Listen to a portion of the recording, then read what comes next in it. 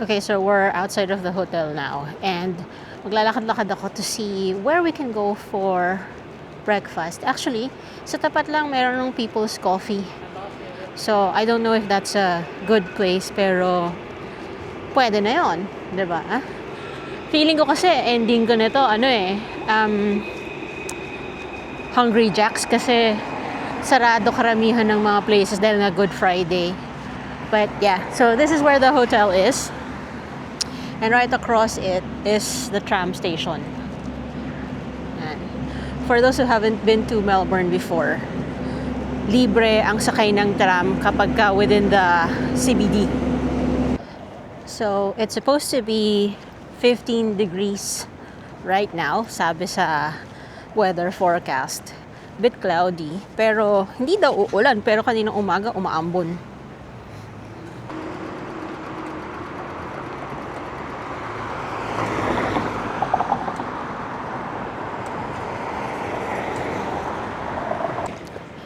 Ino-orient ko pa yung sarili ko ulit sa CBD kasi it's been a while since I've been here. So, medyo hindi ko na matandaan yung mga streets. Pero I think I'm in the right direction kasi I'm heading to Elizabeth Street. And when I looked at the map, mukhang tama naman. Okay, bukas yung bread top, so may pag-asa tayo.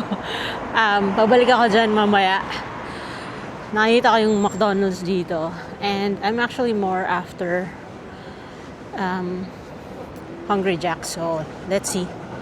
And nakita ko din yung Coles. Hindi ko alam kung bukas yung Coles. So, we'll check that out. Okay, so I can confirm na most of the food establishments are open. Kahit yung mga hindi fast food, bukas sila. So, huwag kayong kabahan kung pupunta kayo dito ng Holy Week tapos feeling nyo wala kayong makakain. Okay, here we go. Hungry Jack's.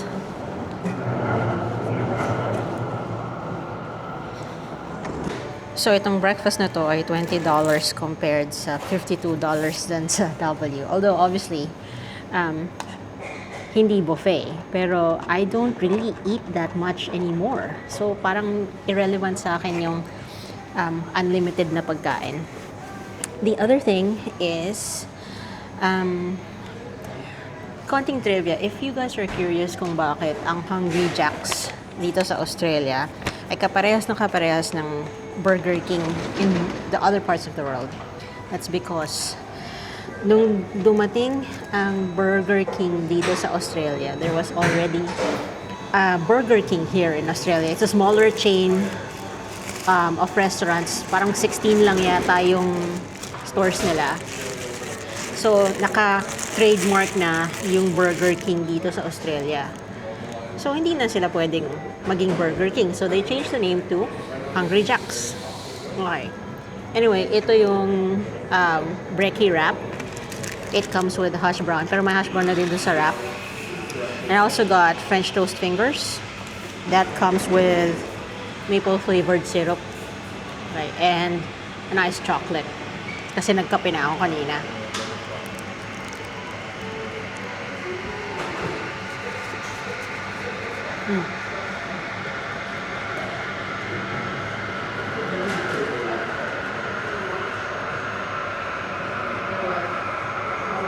So, meron siyang beef patty, bacon, egg, hash brown, wrapped in tortilla. So, yeah. Nice.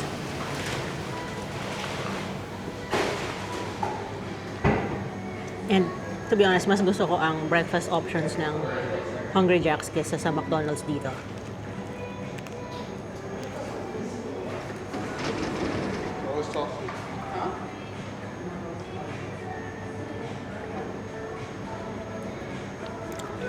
That just gave me an idea. Gusto niyo ba ng series where I go into the different fast food chains dito sa Australia that's also available in the rest of the world and show you what they have compared sa kung ano yung meron tayo sa Pilipinas, kung ano yung nakita ko in my travels. What do you think? Okay, so tinikman ko na siya without the maple flavored syrup.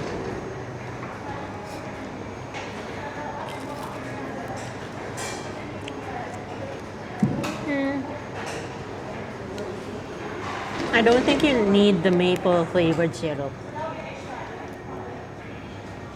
I also question why it's called maple flavored syrup instead of just maple syrup. What is actually in this syrup that they just have to flavor it with maple? Diba? Ba't hindi na lang actual na maple syrup? Bakit maple flavored syrup?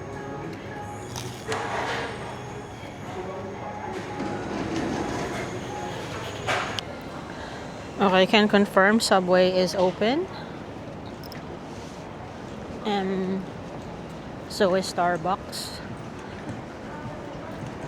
Kahit yung Walker's Donut bukas. This, by the way, is Flinders Street Station. Ngayon, tingnan natin kung bukas yung Coles. Kasi sabi sa balita, hindi. Pero tingnan natin. Sabi, close daw lahat ng ano eh. Mukha nga may nakaharang eh. Oh. Looks like it is closed. Sarado din yung Woolworths Metro. Okay. So, punta tayo sa Bread Top. Bil tayo ng pambaon mamaya para sa tour natin.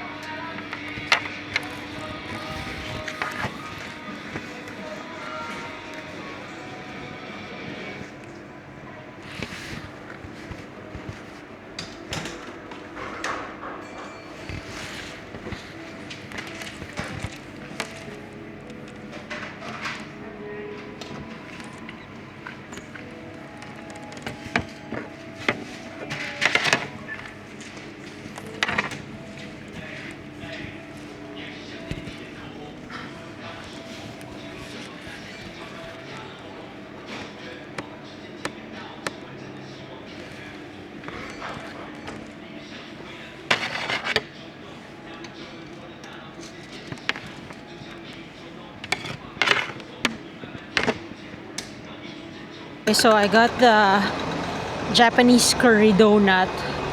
At saka nakita ko tong what was this? Pineapple coconut bun.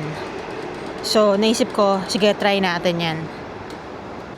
So I'm back at the hotel kasi 2 o'clock pa yung trip eh. So magpapahinga muna ako since ang aga ko nang nagising kahit puyat ako. Dito nga pala sa ground floor yung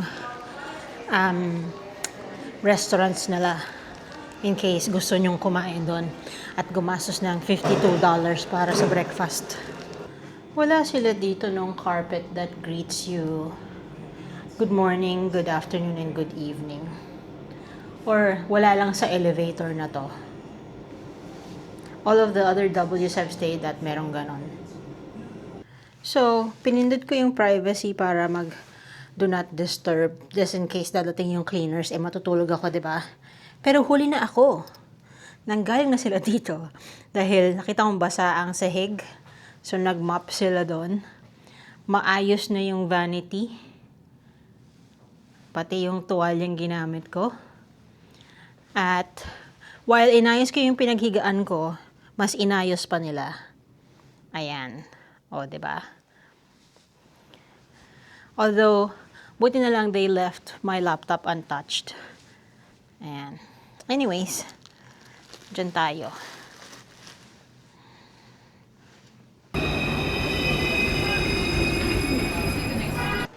Alright, so pupunta na ako sa meeting place and I thought, since nakita ko itong mga building na to, to give you, I guess, a quick glimpse of what it looks like. So, that's the Treasury Building.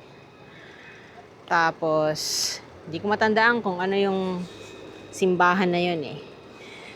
Tapos nandito sa kabilang side yung Parliament of Victoria. Okay, so yung nakikita nyo palang cathedral na yon, that's St. Patrick's Cathedral.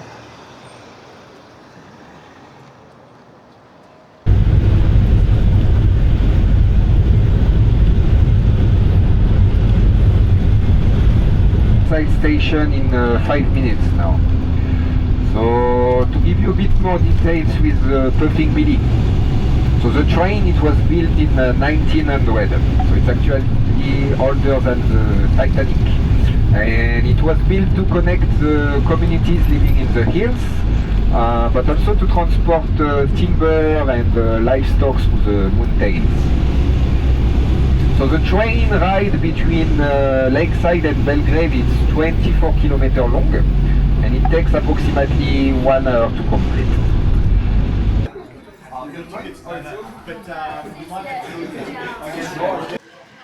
Okay, so nandito na kami sa Lakeside Station ng Puffing Billy train.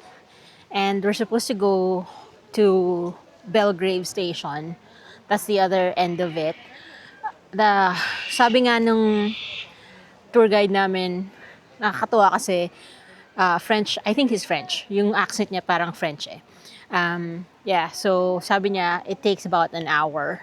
And then from there, we're gonna go to Phillip Island where the Penguin Parade will be. So, dito ngayon yung visitor center ng Lakeside. There's a little restaurant inside, may mga souvenir shops, and there's somewhere you can get coffee.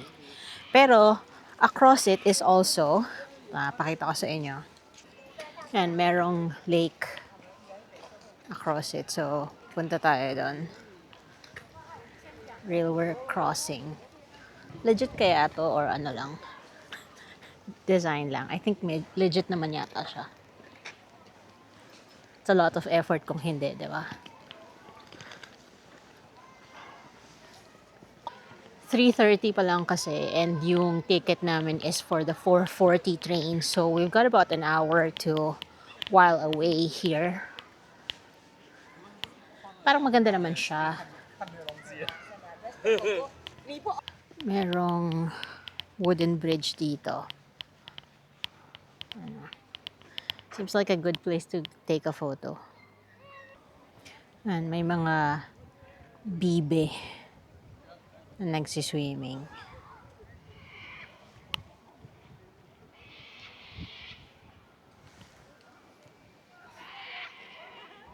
Okay siyang picnic spot. And then on the farther end over there, kita mo na nagbabago na yung kulay ng mga leaves. Kakainin ko na yung baon kong Japanese curry donut.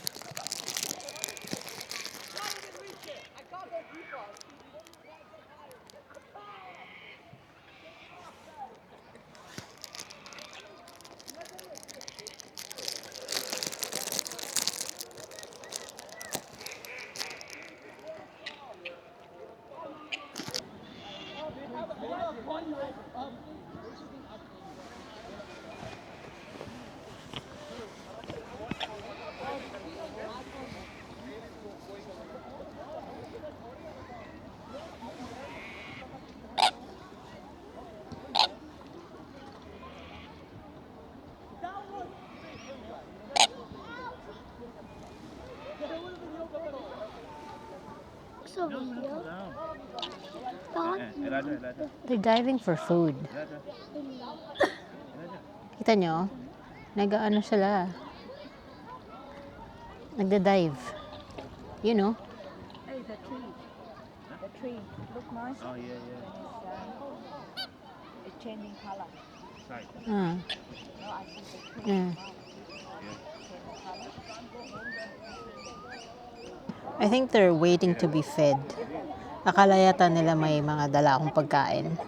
Kasi lumalapit eh. Ano? Pero kita nyo, puti yung ano niya, yung noo niya, tsaka yung beak niya. And then black. Web din yung feet nila, pero not like ducks. So, nandito sa loob ng visitor center, meron silang model train dito. Made of Lego.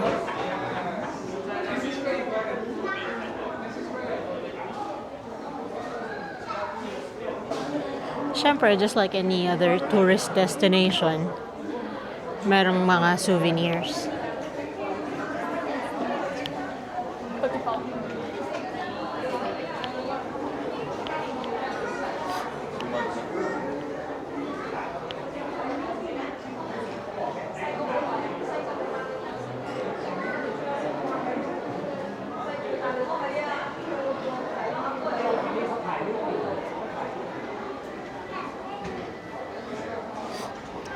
Sabi nga pala nung tour guide namin, nandito daw sa Australia ang largest population of white camels. I didn't know that. Apparently, when the Afghans first came to Australia, nagdala sila ng white camels. And then when they left, they abandoned the camels into the wild. And nag-multiply, nag-survive at nag-flourish at nag-multiply. So ito yung restaurant na sinasabi where you can get coffee and some stuff to eat. Yan. Where's Fox? Come on. Go away, go away.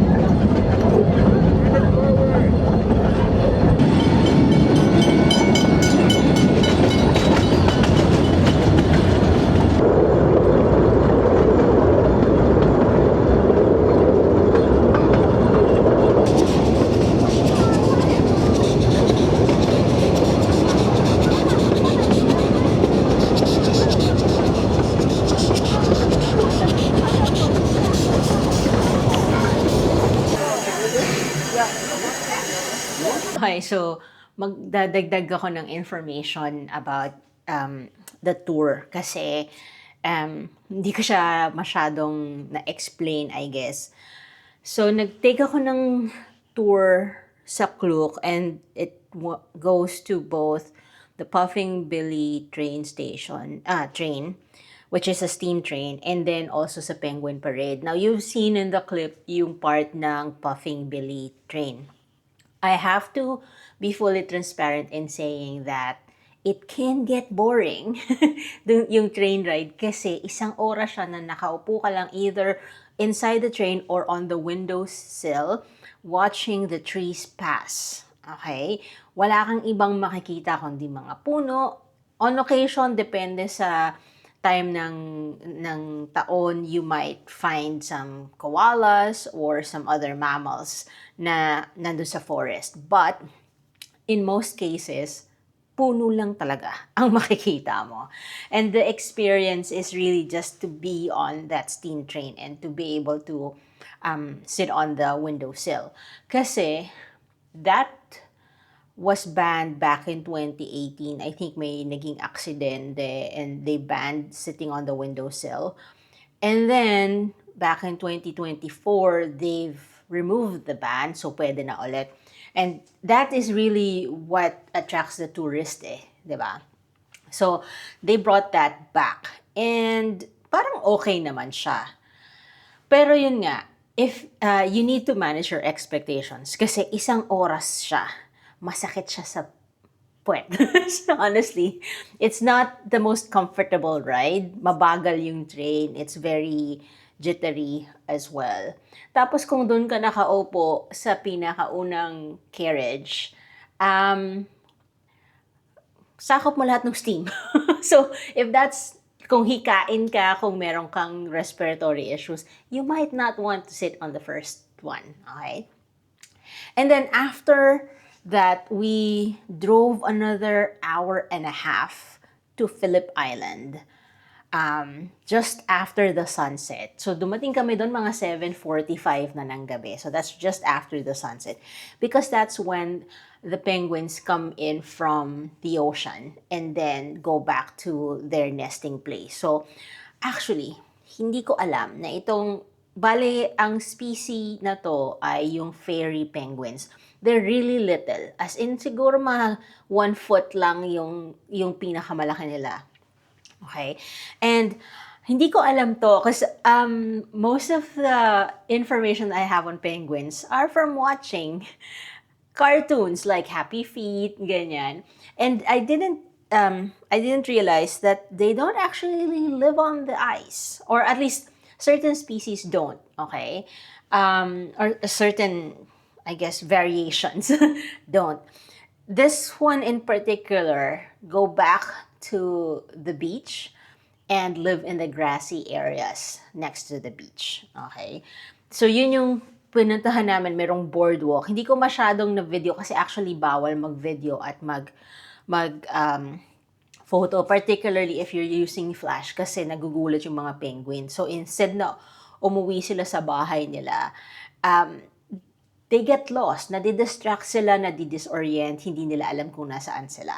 So, ang pinaka-importante is not to, I guess, not to startle them, not to get them disoriented with the flash of your cameras. Whether it's continuous lighting kasi nagbe-video kayo or flash because nagpo-photo kayo, please no, okay? And then, they do say na meron namang mga available videos for download sa website nila. So, you don't actually have to take the videos. And as much as possible, please refrain from doing so. Marami pa rin makakulit, kagaya ko. Where I was able to take, I think it was a 7-minute clip of them actually walking, right? When they say penguin parade, also manage your expectations kasi hindi siya as in parada, okay?